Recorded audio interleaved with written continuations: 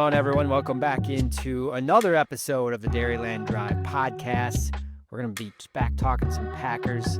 Going to be a fun one tonight on this episode. We're going to talk about the top 10 most impactful, most important Packers that we have in our mind for the upcoming football season. And then it's been talk around social media. I know there's been a lot of all quarter century teams that I've seen on articles. So we're going to kind of do similar to that, but we're going to do our Mount Rushmore of Packer players from the past 25 years.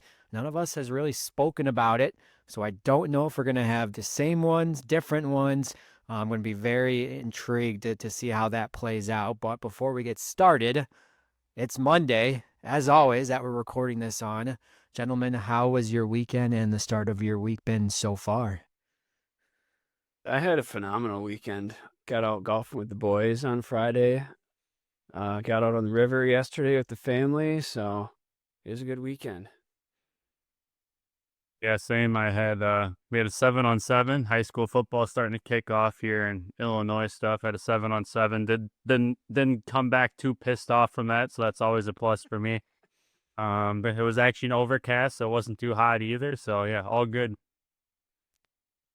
Cool. Yeah, and we're over 3 weeks now with the old baby at home. So he's doing great. Mom's doing great. I actually went back to work this last week, so that was the next step of getting back to quote unquote normal life. But starting to get a little bit of routine. So getting used to those 3 to 4 hours of sleep a night. I think my body has fully adjusted to it. But cool. Well, yeah, let's get into it. Before we get to the top 10 most impactful, important Packers players, we got to go to our Spotify comments. One of the Soda brothers left this past episode, Sam. Once again, thanks for listening, Sam, and thanks for commenting on the last episode. This had to do with, I think, Mecole Hardman making the roster on 53. He says, one thing I've noticed with Hardman's highlights from OTAs is that on 3 of those plays, Bo Melton has been the closest defender. Hopefully he can make those plays against the real corners during training camp. And that's what OTAs are all about, I think, is everyone gets talked up about a bunch just across the board. I think like your big name players and maybe some surprises, and that maybe seemed to be the case for Mecole Hardman a little bit, where he was getting some reps with some ones, but again, the intensity of OTAs, there's really no pads or full contact. It's really meant for skill positions to look good, but I think we kind of have to agree with that as well. Is we're potentially excited about what Hardman could maybe add in certain situations and special teams, but I don't think by any means any of us believe he's going to be in the 3 wide receiver sets, right? No, I don't think so. No. Okay.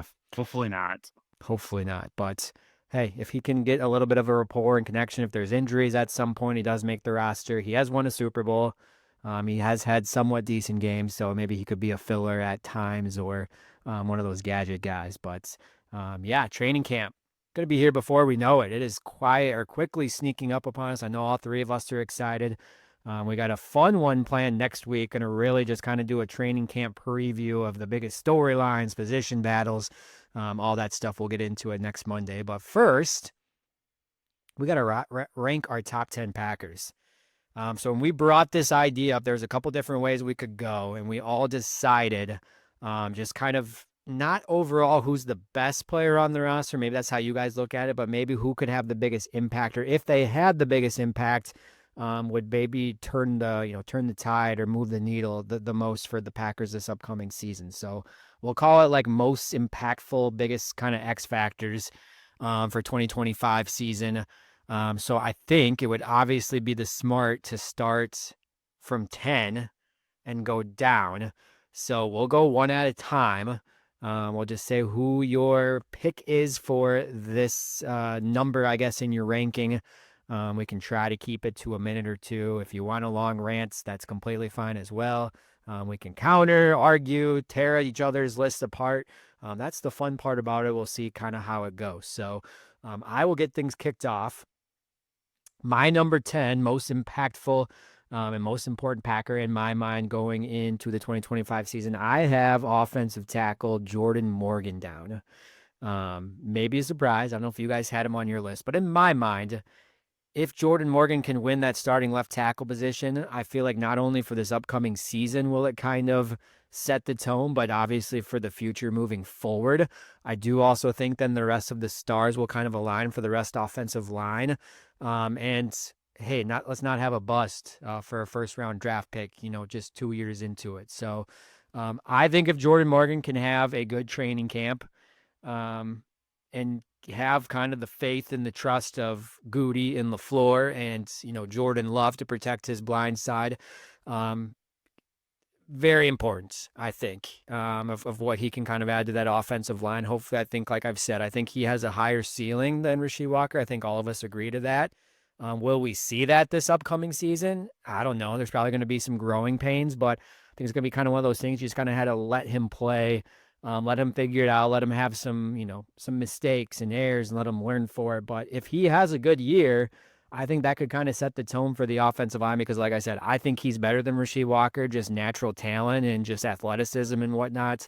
And I know there's been some changes to that offensive line. So if he can be steady on the left tackle and you have on the other side one of the best right tackles in the football, maybe a top 5 right tackle in football, if you can have 2 solid protectors on each side of Jordan Love, I think that could be a huge impact for this upcoming season and give him some time and just get the offense clicking. So that's why I have Jordan Morgan at number 10. All right, so I'll go next. My number 10, I'm going to go to the defensive side, and I went with Evan Williams, safety. I think he held his own pretty well last year when he was on the field. And we saw the kind of impact that he had when he was out with having to move Javon Bullard to safety and how he kind of struggled back there and how the defense itself kind of struggled a little bit more in coverage without Evan Williams out there. I think if he can stay healthy, lock down that other safety spot alongside Xavier McKinney, have two safeties back there holding down the back end, that bodes real well for the defense. Yeah, I'm going to kind of go similar to Collin, but I'm going to go with their big free agent signing. I'm going to go Aaron Banks. I think he just has to set the tone for the mentality that I think they're going for, especially on the interior of that offensive line. We all think Jordan Morgan's going to win that left tackle spot, so just being a veteran right inside of him. And yeah, just making the money worth what they paid. If he can be a Pro Bowl type of guy, whatever you think the Pro Bowl is real or not, but he gets that type of love, I think that's a big deal because that means the Packers' run game is as good as we probably all think it's going to be. So I just think he has to set the tone, earn the money, earn the contract. He has to be dominant in there.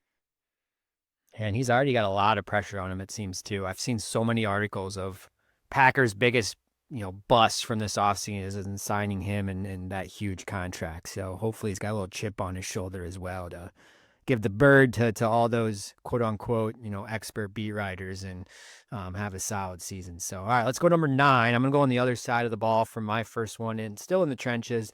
Number 9 for me is going to be Kenny Clark.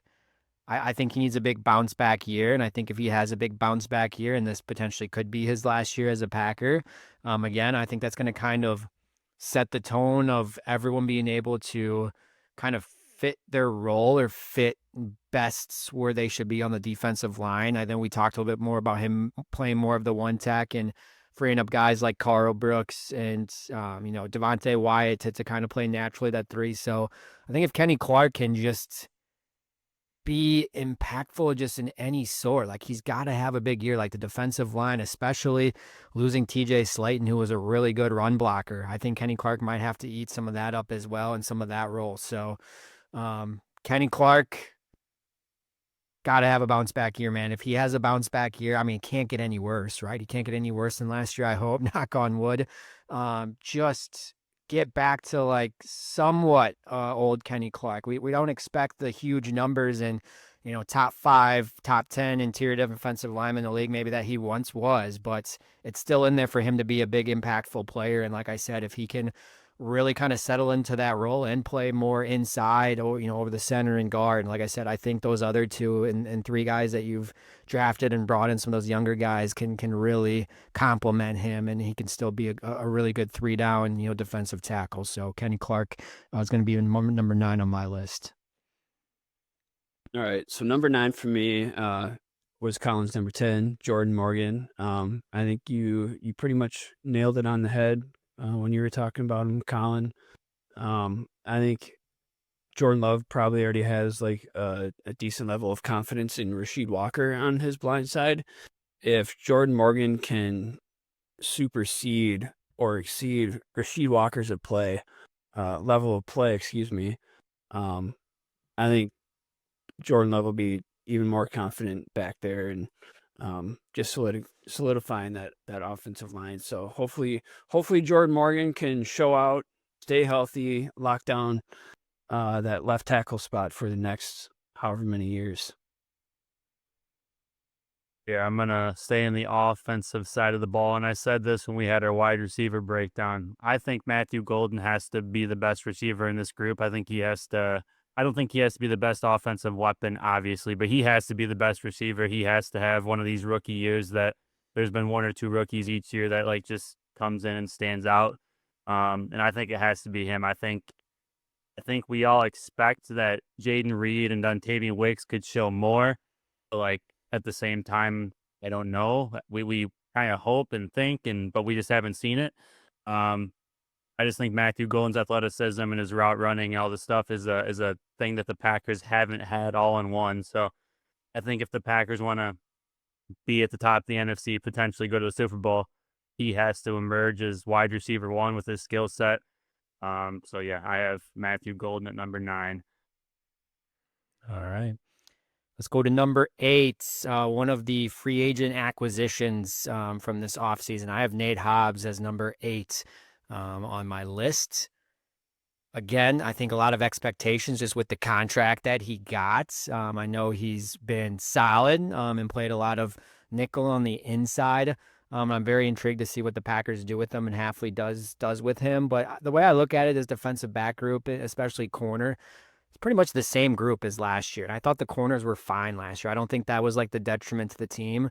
And now you're adding Nate Hobbs, and I don't know if they're thinking he's going to be the number 1 guy, but he is very talented and he's very versatile. So you're essentially adding this guy to pretty much the same group as last year.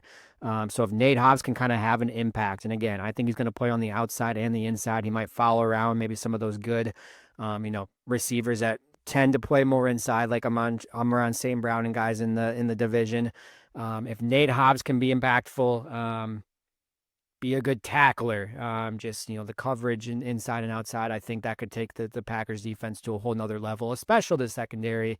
And whatever you want to say about Jair Alexander, he is talented. So yes, losing him fully now, and not just getting him for his 4 to 5 games a year that's been the last few years. Now we're pretty much turning that over to Nate Hobbs, and he's going to be the one kind of filling those shoes in a set. So I have pretty high expectations for him for this year. So Nate Hobbs at number 8. All right, so at 8, I went with a different receiver. I went with Jaden Reed. I think he needs to have a big bounce back year. He has so much potential. We saw last year how he was super productive for weeks at a time, and then he would essentially disappear for weeks at a time. He's so multi-dimensional. I feel like they can use him in so many different ways. And if he can consistently catch the ball, I know drops are a bit of an issue for him last year. Not only him, I mean Wicks too. But if he can hang on to the ball, be a consistent threat out there, I think that's really going to help Jordan Love in the offense. Yeah, I'm going to go 3 for 3 here on mine. I'm going to stay in the offensive side for the 3rd straight pick at number 8. And I think he's better than the 8th, like overall player. If I'm going to rank players, he's obviously better than this. But I still think there's 7 guys going through this that have to be more important. I'm going to go with Zach Tom. I mean, he is a top 5 right tackle in the league. He needs to maybe step up to top 3 would be awesome. He just has to be who he is and be consistent. And like I said, he's he's better than the eighth best player, but I think there's still 7 players that I'll list that have to be more important if we think the Packers are going to make that next step, which we hope they are. So yeah, just I don't talk about him. We all know who he is. So my number 8 would be Zach Tom. All right, let's keep it rolling to number 7. And I'm going to go Rashawn Gary as number 7. Thought about putting him higher on the list. However, I think there's some other guys that have to have a bigger impact. Again, Rashawn Gary was pretty good against the run last year, was not good at getting after the quarterback. So I think it's as simple as you're getting paid pretty big bucks. You got to get more sacks. You got to get just more completing the plays and not just the first 80, 90%, which he seems to do very good at, of getting pressures and doing everything up to actually finishing the sack and getting after the quarterback. So Rashawn Gary, the edge rushers were very average, below average last year. A lot of that was because you had a down year. So if you can get back to the Rashawn Gary, maybe pre-injury that we've seen flashes of, I think that's going to have a big impact on this overall defense. I think Hafley is going to be able to do a lot more things than he's maybe not been able to do last year. So if we can get a pass rush that can consistently get pressure and get home, like I said, I think that's going to make the defense a lot more versatile and tougher to kind of play against and plan for. And Rashawn Gary's got to be where it all starts because I don't know how much help he's going to get on the other side. Who is going to be that number 2? Who's going to be that number 3? I think there's a lot of bodies over there. So Rashawn Gary's got to be that much better, I think, and kind of just get back, like I said, to his old ways. And if he can get to that 8 to 10 plus would be awesome. But even that 8 to 10 sack range, I think that would be a good season. But I want more than that. So Rashawn Gary is going to be next on my list at number 7. All right, so next on my list, I had Tucker Kraft. We've seen his growth, his first 2 years here, his potential. I think this year he needs to be probably considered by the end of the year a top 3 to 5 tight end in the league. We've discussed before how we would like to see his route tree expand even more this year and become almost like a George Kittle type of weapon out there. If he can become one of those explosive, dominant tight ends, that's going to open up so much for this offense in the passing game. So if Tucker Kraft can really improve and become a superstar, I think he'll really impact this offense. My number 7 is where I finally went defense. I went Devontae Wyatt because of kind of everything Collin just said with the question marks on the edge. I think Devontae Wyatt just has to step up, and he potentially might have to be the team's best pass rusher from that 3-tech, that inside, but just to take the next step to be able to play the run better too. I mean, he's a first-round pick.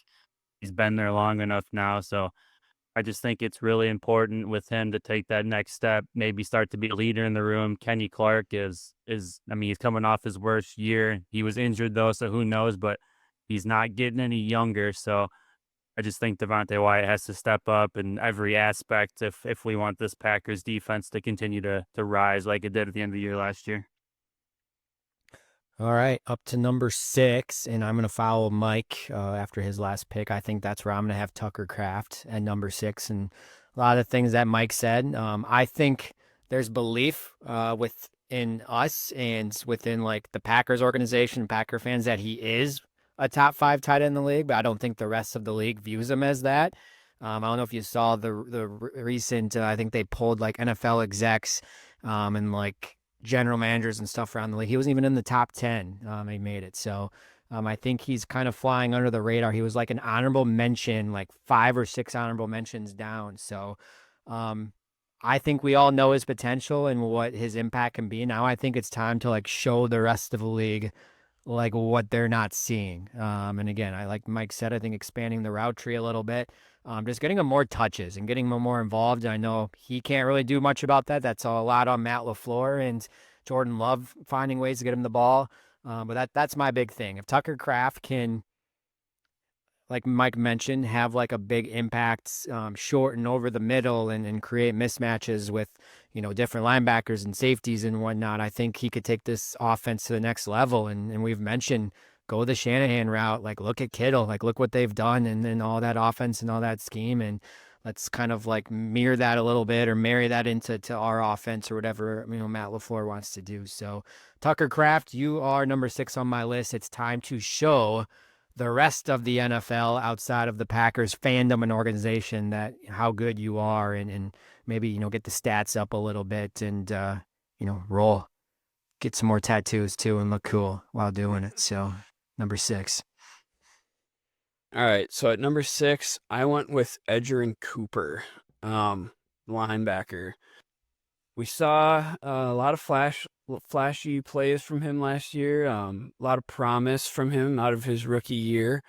It seems like linebacker has kind of been like an overlooked position almost in Green Bay for God, who knows how long.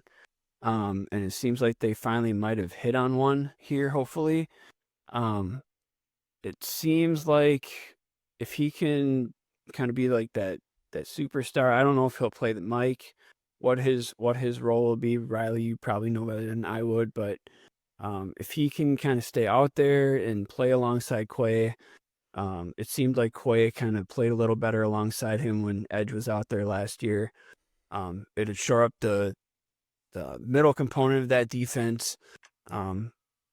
Just let our linebackers be a little better, and I think that all starts with Edgerrin Cooper. If he can be consistent, continue to make those flashy plays, interceptions, be an effective blitzer when they call on him to do so, I think he'll really help out the defense.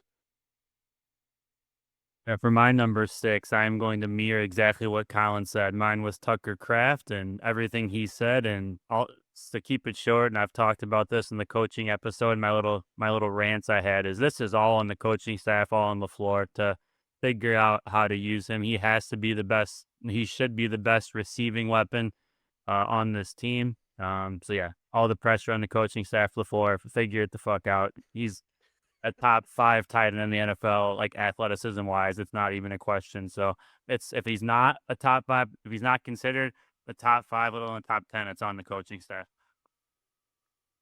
All right, let's go to our top 5 most impactful Packers players for this upcoming season. Riley mentioned him earlier. My number 5 is going to be the rookie Matthew Golden at wide receiver. A lot of things that he said, especially with Christian Watson out, I think you kind of need that threat that can just take it to the house every single play, and it just has that speed element and playmaking elements. And I know Jaden Reed has a little bit of it, but I think Matthew Golden could take this offense to a whole nother level. We saw how very east and west this offense and how boring it can be when it's not rolling and there isn't that down the field vertical threat or someone that can just drive defenses crazy. And I think Matthew Golden can be that. And if he can make an impact like we all hope he can his rookie season, it's going to answer a lot of questions, I think, about the unstableness, I think, of the Packers wide receivers right now, where a lot of outsiders are looking at this group of what is this group? Who's the number one? Who's the stud? How good is this group? Well, if Matthew Golden has an impact, I think that could change the narrative of that group quite a bit, of just like national media, and make them maybe true, NFC champion contenders. So Matthew Golden is number 5 on my list. All right, so number 5 for me was a guy you talked about before, Collin, Rashawn Gary. We talked about how the edge rushers last year were the biggest disappointment. He needs to probably, in my opinion, play even higher than his pre-injury level of play. I think to be effective and impactful, I think he needs to at least get 10 sacks at a minimum. And you said it, he needs to be the leader of that edge room, like unquestioned. If he can open up opportunities for hopefully Lucas Van Ness on the other side, hopefully draw a couple double teams that maybe Van Ness can beat a one-on-one every now and then on the opposite side. I think that would help everybody along the defensive line. but I think it all starts with Rashawn Gary up front in terms of pass rushing. If he can have a really pretty dominant season, I think that's really going to help that defense.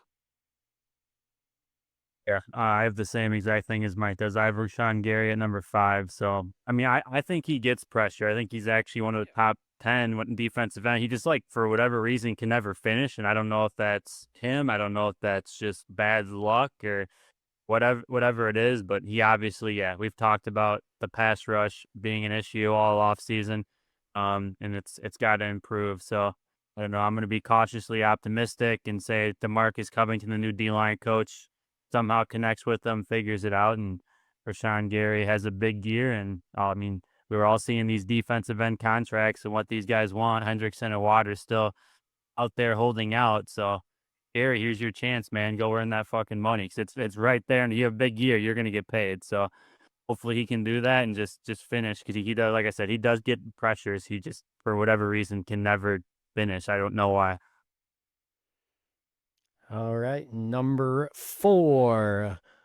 And I believe who had him on the list? I think Mike had him on his list. Yep, Edrin Cooper is going to be number 4 on my list. I'm still not sold on Quay Walker. I know a lot of people have said he's gotten a little bit better every season. I guess it's been too inconsistent with me. Whereas I think Edrin Cooper can be an absolute freak, an absolute stud, and a star in this league.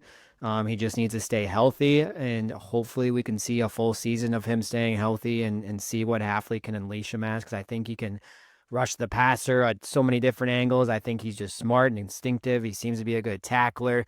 Apparently, he looks like an absolute freak now, according to the coaches, of putting on some weight. So we might see a little bit of uptick on that of his physicality. So I don't know. I don't know if the Packers have had a guy like him in a while, at least to his potential in the linebacking room. So if used correctly and he can stay healthy, like I think this guy can be a true just disruptor and game changer there in that front seven, that interior. And, you know, the Packers for a long time have been shit against the run and not be, a lot of these guys not being able to tackle. Well, could Ed Cooper kind of, take a little bit of the weight off of the shoulders, so to speak, in that and kind of stabilize that a little bit. So we'll see if he kind of makes that big second-year jump. So Edrin Cooper is going to be number 4 on my list. All right, number 4 for me, I went with Devontae Wyatt. I think he has to surpass Kenny this year in terms of his level of play. Like he needs to turn into the leader of that room. I think we've all discussed how this is probably Kenny's last year in Green Bay. I think he needs to become that guy in that room. Kind of take the torch from Kenny. He has the potential to disrupt the quarterback, stop the run. This is the year he has to put it all together. Because we've seen how inconsistent and not great the defensive line was last year. And if that can start from the inside with Devontae Wyatt, that's going to be huge for them. Yeah, for my 4, and I think this might surprise you guys a little bit for maybe him being lower than you. Yeah, I mean, I think you guys are gonna have him up higher. I think Josh Jacobs is at my number 4. Obviously, again, I kind of my same exact time. I think he's a better player, but I just think we know what we're gonna get with Josh Jacobs. I don't think a run game or him or his production, knock on wood, injury, would be the only way to derail that. I just think we know he is what he is, but I don't know how much higher he can take his game. I think the pass game is the issue that we all think has to go up in production. So that's why I have Josh Jacobs down at number 4. Nothing against him. I just think we know exactly what he is, and he is important. But I think the other part of the offense is the issue that has to arise. That I'll have people higher up or whatever than whatever. I just he's consistent. So Josh Jacobs would be my number 4, just because I know exactly what we're gonna get, just barring any injury. Yep, and I'm going to follow right up here. Number 3 is Josh Jacobs for me. So pretty much everything you just said, we saw the impact that he had just in year one. So like like you mentioned what he's going to bring to the offense. Now it's just not taking a step back. Like we need that level of Josh Jacobs, I think, this next year. And like you mentioned, along with maybe improving the pass game to take this offense to the next level. Can he maybe get a few more catches out of the backfield? I don't know. Probably don't want him to get any more touches than he did this past year because he got a lot. I think it was like, what, top 5 or top 6 in the league with number of carries. So I think that's about right. But yeah, I think it's just more so just don't take a step back and just be the same Josh Jacobs. And if he's just Mr. Consistent, like he seemed like he's been his entire career with the Raiders and now the Packers, and just be that bruiser and kind of just set the tone of, I'm going to run it right down your throat and I'm going to make the first guy miss and make, the second or third guy tackle me. I think that kind of, loosens up the defense, so to speak, as the game goes on, and starts finding the end zones and getting those first downs. So Josh Jacobs is top 3, and again, I don't, like Riley mentioned, I wouldn't necessarily say is he the third best player on the team. I just think, like you mentioned, his impactfulness for this upcoming year. Number 3, Josh Jacobs. It might surprise you. I didn't have him in my top 10. Okay. Okay. But at my third, number 3 player, I'm going to go with Xavier McKinney. Mm-hmm. It seemed like he was essentially like the only real playmaker in the secondary last year. What did he have? 7 picks last year, 6 or 7. I mean, he's kind of the umbrella, right, on that defense. Nothing really gets behind him consistently, it seems like. So if he can maintain that level of play again, I think he was kind of the leader, the quarterback of that defense last year. Even for how young he is extremely mature. If he can continue to bring that level of leadership to the secondary, the defense overall, continue to kind of contain the offense from getting behind him, I think that's going to do wonders for the secondary in the pass game. So I think that's going to be huge if Xavier McKinney is very impactful again. Yep, same again. I have Xavier McKinney as my number 3 as well. Just taking the next step in Hafley's defense, year 2 in it, more comfortable. He was playing with all young safeties last year, so I'm sure that hampered him a little bit. He started out hot with all those interceptions, like the first 3-4 games he had to pick, and kind of slow. I mean, he didn't play bad. He just slowed down from his production interception wise. So maybe just stay a little bit more consistent throughout the year. And I just think he's another coach out there. He's so smart, and all those players around him, those young safeties being a year older, is going to allow it to go to the next step. As long as Evan Williams stays healthy, I think you saw a little bit of a drop off when he got hurt last year because they had to play Aiden Anderson. Nothing against him, but he only can do so much. So I think McKinney being able to play like that free safety, like Mike was talking, being back there, but also maybe coming down in the box. Maybe he's going to cover tight ends more because he has that capability if Evan Williams stays healthy. So yeah, just doing more things, being more of a vocal leader, helping those linebackers. I mean, I've been very vocal on my opinion and how intelligent I think Quay Walker is. Not saying he's dumb.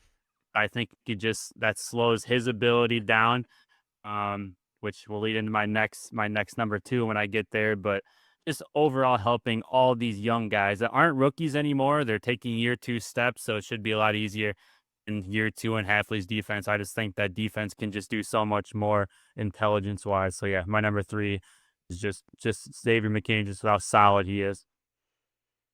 Back to back. So he's in my number 2. So third straight pick of us of Xavier McKinney. I won't go too much into it. I just know he was super pissed off after the loss of the Eagles after the playoff game last year. So I think he's going to even have a little bit more of a chip on his shoulder going into this year. And he just covers up so much. And I think, like I mentioned, the corner group and the rest of the secondary, I think was like average, like good, like there was nothing wrong with him. But I think a big reason of that was because Xavier McKinney was so good on the back end and covered so many things up. I think the reason why his interception production dropped as the season went on is because I don't think defenses wanted to go after him either, too. I think they were done. I'm trying to go deeper, at least go at him. So that's just a respect and level that he was playing at. So super excited to see what he can do in year 2 with Halfley. And like you mentioned, a lot of these other younger guys getting another year under their belts and a little bit more experience. So it's simple. The Xavier McKinney has a big impact. This defense could be top 5, top 10 in the league, I think, because he is so good on the back end and covers so much up. And the Packers haven't had a safety like this since Nick Collins, a long time ago. And we saw what Nick Collins did, and how good and how big of an impact he had on that team that won the Super Bowl. Well, Xavier McKinney, I think, can have just as big of an impact on the back end to potentially lead the Packers to win a Super Bowl. So he's my number 2 on this roster for this upcoming season. All right, so my number 2, I went with Matthew Golden. I think we both talked about it earlier. I think by halfway into the season, I think he needs to be clearly defined, recognize that he is truly their best wide receiver, their most lethal threat. Collin, you talked about earlier how without Christian Watson, that offense got very stale, very east to west. Golden, you said, brings that downfield threat that they're going to be missing without Christian Watson. But I think he can do a lot more than just run go routes, right? I think he'll have a pretty full route tree. Like, I think whatever you ask him to do, receiving wise, I think he's going to be so explosive, so multidimensional. I think he needs to be clear number 1 at least halfway through the year. Like, he needs to be the guy. And if he is, I think the offense is going to take off. Yeah, my number 2, this is where I had Edge Cooper come in. I don't know how realistic anything I'm about to say is, but this is what I would hope and want. If he has to be the Mike. Like, Quay Walker is not a Mike. He can't think. I've said that a million times. Athlete, literally, he's a Robert Saleh protege, basically. He was under him in the 49ers when Saleh was there. Saleh's back there now, way back before he got the Jets job, when they brought Fred Warner in. This is God, like, Edge Cooper has the capability and should be Fred Warner 2.0. So put him at Mike, let him play the same way, let him roam the middle, blitz him if you want, move Quay. He just can do so much. He can blitz, he can drop in coverage, he's a freak athlete, run game, just attitude. Like Collin said, they're talking about how he's literally put on 15, 20 pounds and still moving the exact same. So all of those things. He has the capability to up his game to a top 5 middle linebacker, which the Packers haven't had since early years of A.J. Hawk, probably. So yeah, it's a big deal, especially in this 4-3 defense when he's just sitting in the middle there. And just, the question mark is, and I think this is where I kind of was going to say Xavier McKinney can help him, is we haven't seen him be the green dot, call a defense, adjust in game. Like, I don't know how intelligent he is. He kind of, we just didn't really hear, like, we saw flashes of him last year, but like, we never like heard or like saw him like communicate. We never saw clips of anything. He kind of was just like under the radar all year, even though he wasn't at the same time. So it's a big question mark, but I think he has that capability, and I think it would be tremendous for the defense. I think he has the ability to be like a Fred Warner-esque in literally the same style of defense, what the Packers kind of showed last year, what they're trying to mimic, and I think they're going to continue that. All right, and that leads us to our number 1 most impactful, most important, biggest X factor for the Packers to have a successful 2025 season. We'll see if it's a consensus number 1. I'll start us off. I'm guessing everyone is Jordan Love. We'll see if there's any differences. To me, it's a no-brainer. All eyes are you. The keys, I think, are fully handed over to, not that they haven't, but I think you have a pretty good offensive line. I think you got a good mix of wide receivers, a good run game. Now you need to be the leader. And 1, stay healthy. 2, make the easy throws. 3, cut down on the stupid mistakes. And there's going to be a lot of outside talk of, can you live up to the massive contract that you just signed, a year or 2 ago? So You had a really good end of the season stretch run 2 years ago that led to a surprising run in the postseason. I think you took a step back this last year. I know that had something to do with your health and mobility, but you're now fully healthy. And seen clips of him and talks of, how in charge that he looked again in OTAs, which I know are OTAs. But can you have a solid training camp and just instill some confidence, I think, and get everyone kind of back in your corner? Because I don't know if all the Packers fans are in your corner right now. I think it's kind of split a little bit, or maybe not as confident as it was 2 years ago. So you can shut a lot of people up. And I think, like I said, if you have a good season, this team could certainly win a Super Bowl. That's how big of an impact, obviously, quarterbacks are in the NFL, but especially to this offense. Get all of your playmakers the ball. Like I said, make the easy throws. Just you have so many guys that are good in space, and just no stupid turnovers of falling down and underarm throwing it or whatever the hell that you're going to do for pick sixes or crap like that. So Jordan Love is number one on my list for, I think, have the biggest impact on this team for this season. Yep, same for me. You pretty much took the words right out of my mouth. The two biggest sticking points for me, if for him to really make the most impact, get the most out of his year, is, as I've talked about before, make the easy throws, hit the layups. You've been pretty inconsistent with that so far these first 2 years of starting. And Collin, you also mentioned it, cut down on the turnovers, quit falling away on certain throws, just lean into your fundamentals, drive your throws. And I think, if he does that, they'll be in good shape. Yeah, I think this is obviously the obvious choice. Quarterback, most important position in probably sports. Yeah, he just has to be consistent, like you've all said. I think a big thing, and I'm obviously the hardest on the coaching staff here, is what's the offense going to be? I think it's been two different things. Based on what they've shown. I know he was injured last year, but just to start that Eagles game week 1 before he did tweak his knee down in Brazil, like it was way more wide open. Not that I dislike that, but he was also so good at play action the year before. And they kind of seem like they're trying to shape the offensive line. It makes me think they're going to go back to play action because they're not really setting up like we're going to be an athletic pass blocking offensive line. We're going to be big maulers, which, like I just said, would probably lead to more play action, more Tucker Craft, hopefully, all that stuff. So I think the coaching staff again can help him out a lot. We'll see how this receiving core develops, but yeah, I don't think he has any really excuses.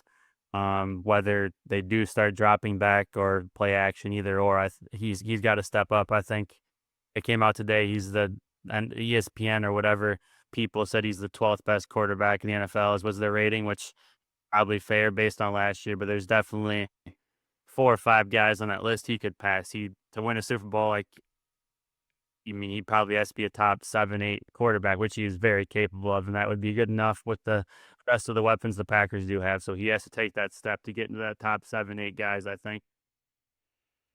All right. Well, there is our top 10 from all three of us. I'll have the number 1 being Jordan Love, and some differences from 2 to 10. But tell us who your top 10 most impactful and most important Packers players will be for this upcoming season, or let us know what you think of our list. The season is right around the corner, so very, very fun and excited to do this. I don't think too many surprises.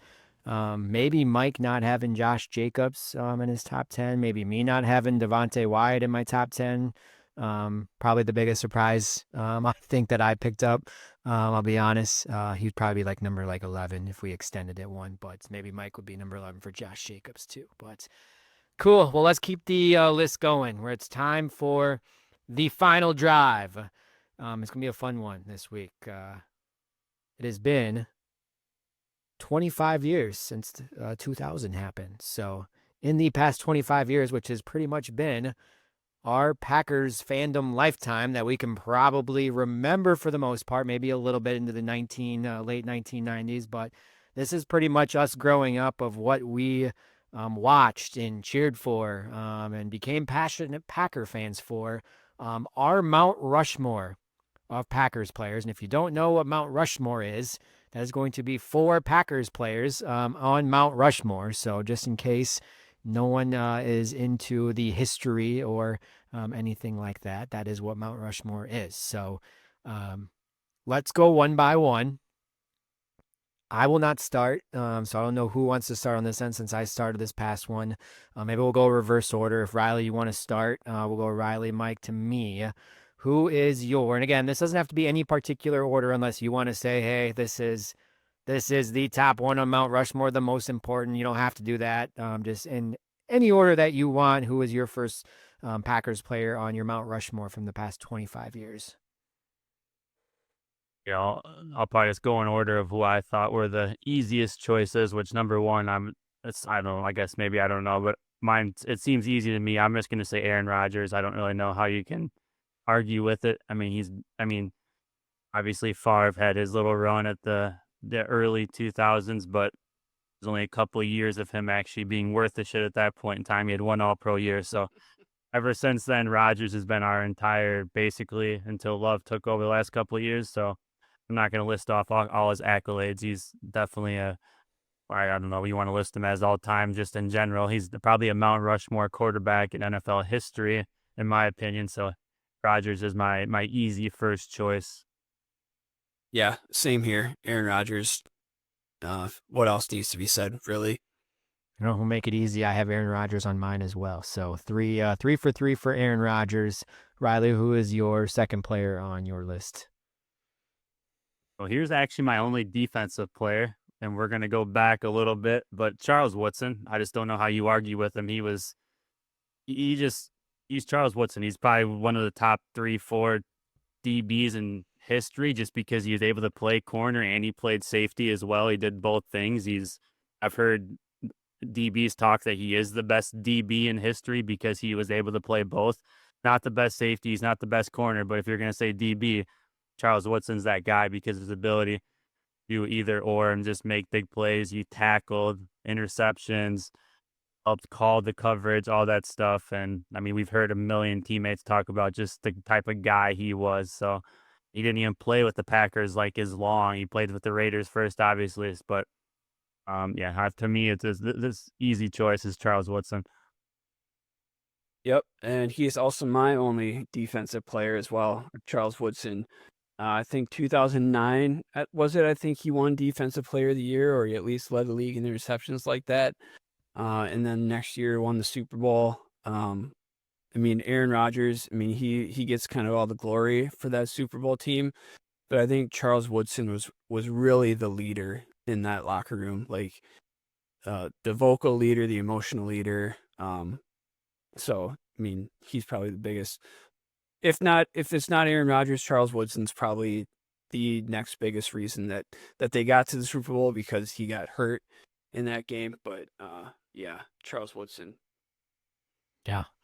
Don't remember a ton from the teens, but I remember just like the aura and just like the off season or like leading into training camp when the Packers like brought in Charles Woodson, just like the excitement of like, this is just the Packers don't do this. And then just, you know, the type of impact and type of player that he was. And then obviously the, you know, six-year career, whatever he had with the Packers. So yeah, he is my only defensive player in my Mount Rushmore. So 3 for 3 on Aaron Rodgers and Charles Woodson. So, and he just had a swagger to him too. Like he was just so freaking fun to watch and just had that swagger and like just was everywhere on the field. You saw 21 just all over the place. So, all right, Riley, keep the pressure on you. See if you can keep getting me and Mike's as well. Who is your third player on Mount Rushmore?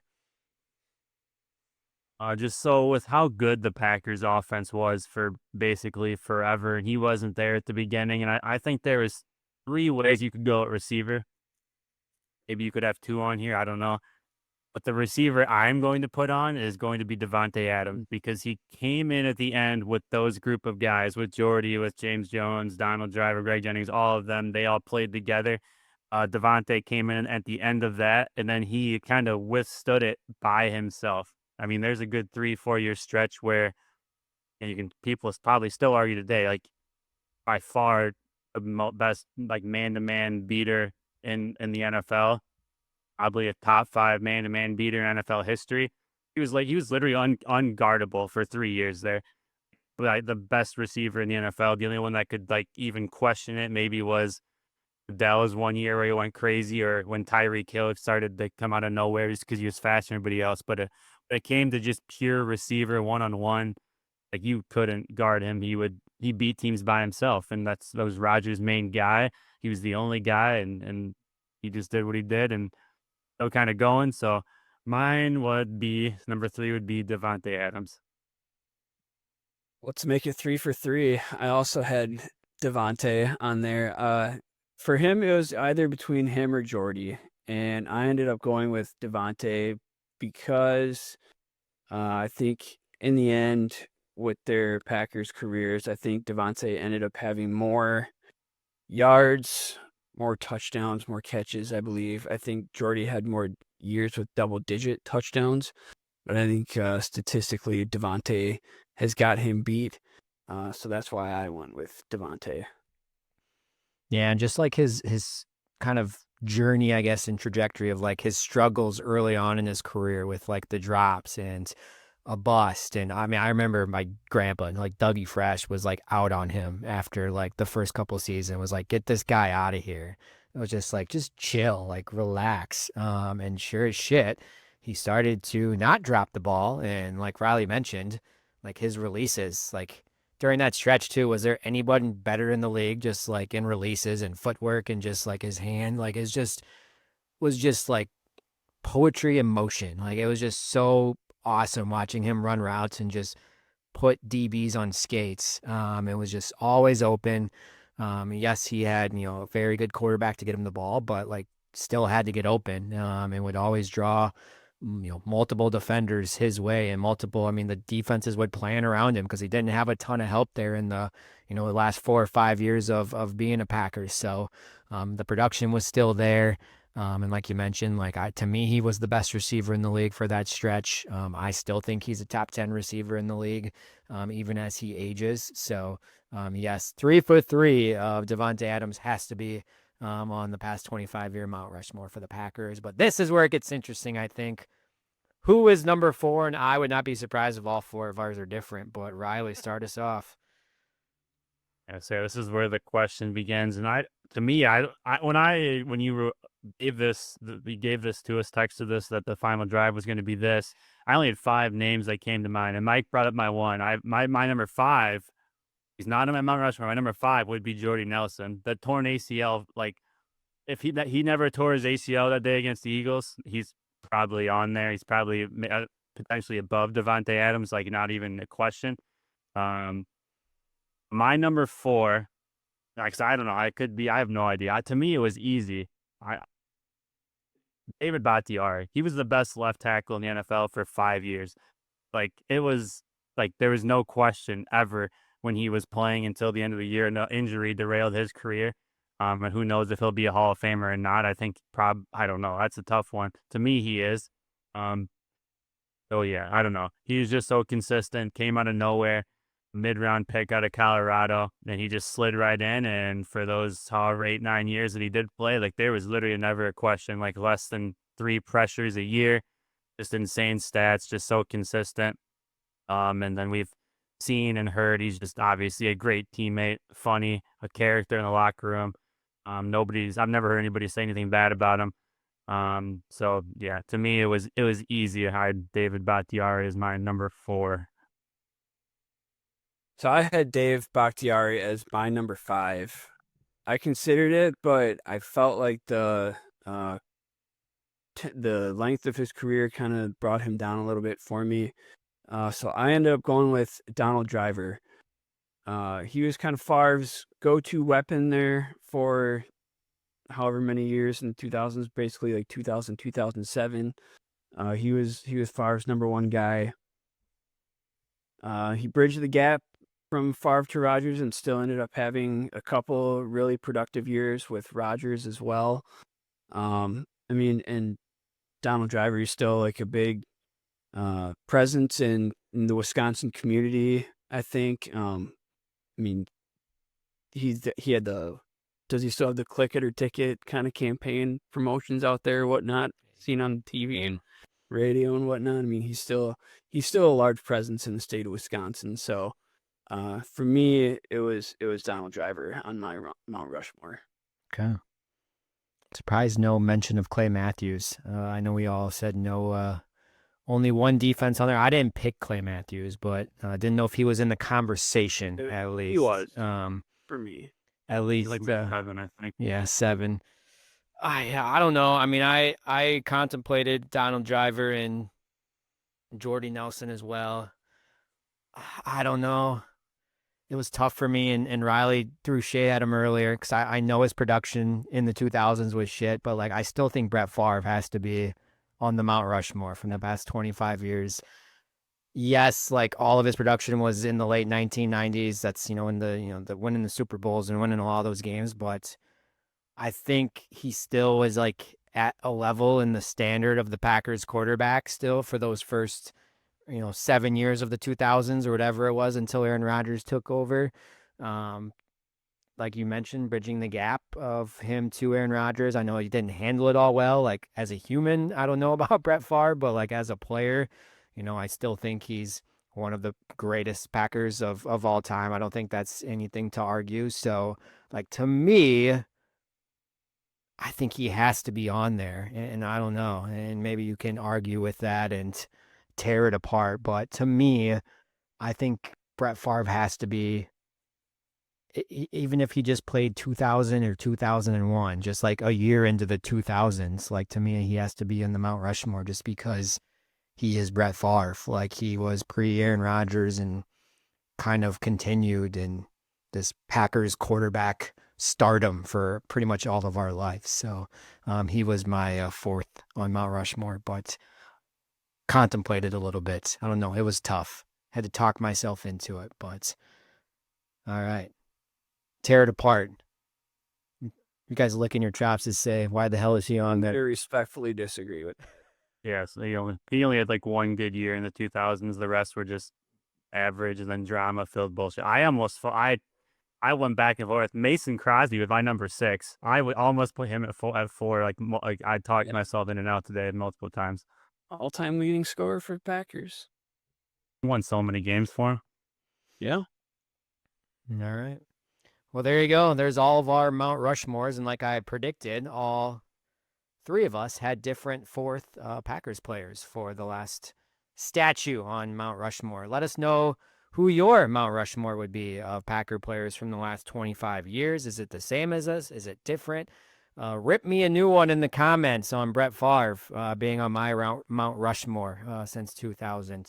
Would love to hear it. Max, Sam, whoever is listening, keep commenting, keep sharing, keep listening.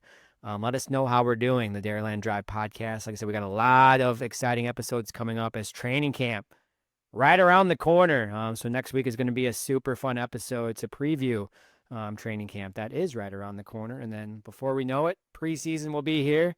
Before we know it, college football will be here. Before we know it, the NFL season will be here. And life will be back to normal and restored of this busy or just lull right now of no sports that seems to be. So any final thoughts before we get out of here and let everyone go, I guess? Not a ton going on, but any final thoughts? I know Mike isn't a big golf tournament coming up soon. Yeah. Yeah, say the British Open's coming up. We got home run derby tonight. We got the All-Star game tomorrow. Jacob Mizorowski, come on. 5 games. Controversy. Woof. Oh, he's an all-star. He's the man. He was starting since the beginning of the year. That's not controversial at all. Like, come on. There was a lot more guys better and more deserving than him, I think. Well, agree to disagree. Yeah. He's been spectacular. I agree with that. Like there's no taking away what he's done. It's just a super small sample size. Good enough for an all-star selection. Yeah. Because like 5 other pitchers had probably got out of there and say they didn't want to be there. Hey, still says all-star on his resume. Hey, Brew Crew's been hot, man. Got to give it to him. Yeah. So yeah, looking forward to watching Miz throw tomorrow night in the All-Star game. And yes, you mentioned it. Riley, you going to be watching the Open Championship this week? Fourth golf major? Yeah. I probably not. I've been watching the Tour de France. I'm watching cycling. That's all that's happening. That's how down and bad I am right now. Is I'm watching the Tour de France every morning. I'll probably watch Did you a watch little the bit of Club it. World Cup? What'd you say? Did you watch the Club World Cup at all? No. Oh, there's the clip. It's so bad, dude. It's so dumb. It's just, I don't understand what's happening. There's no, and even just the final, like, there's no fucking planet that Chelsea should beat PSG. They fucking signed a guy, came in the semi or the quarterfinal, scored two, like, he's just, hey, fly over from whatever fucking country. It's so stupid. The rules, it was dumb. Like, the fucking semifinals and finals being in New York is the dumbest thing of all time as well. Like, I hate it. The World Cup next year is going to suck. USA sucks. It's kind of fucking, soccer's stupid right now. It's dead. We should do, like, men's soccer in the US just shouldn't be a thing. Let's just play women's and just keep running that shit. Women's is a fucking powerhouse right now, though, at least. And they got a lot of freaking young players that are just, she's going to have a tough time just getting a roster together because there's so many freaking options. But yeah, I don't know what to think about the World Cup. Maybe it's unofficially in the US next year. Like I said, there's still time to be like, yeah, nope, sorry, we're just going to host it in Canada and Mexico. Maybe do some like group games in the US at select cities. But I think they've already like officially announced like the semis and stuff are already at like select arenas, if I remember correctly. But yeah, I don't know. August can't come soon enough. Give me some Aston Villa. Give me some Wrexham. Mike says, give me some Arsenal. Jumping on the train. We'll see. All right. Let's get out of here. Everyone, thanks for listening to another episode of the Dairyland Drive. Like I said, rate us, comment on each episode. Let us know how we're doing. Share it to everyone, all of your friends, your barber, your mail person, whoever that you run into on a daily basis. Let them know about the Dairyland Drive podcast. But once again, thanks for listening. Collin, Mike, and Riley. We'll see you next week. You guys.